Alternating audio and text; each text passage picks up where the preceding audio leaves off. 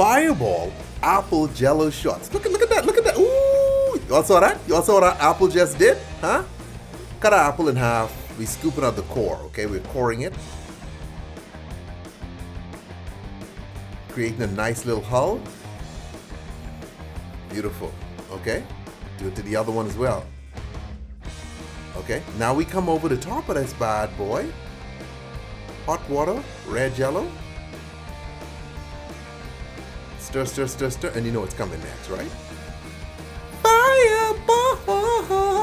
Okay, cinnamon whiskey. Beautiful. Stir, stir, stir. And then we fill our apple.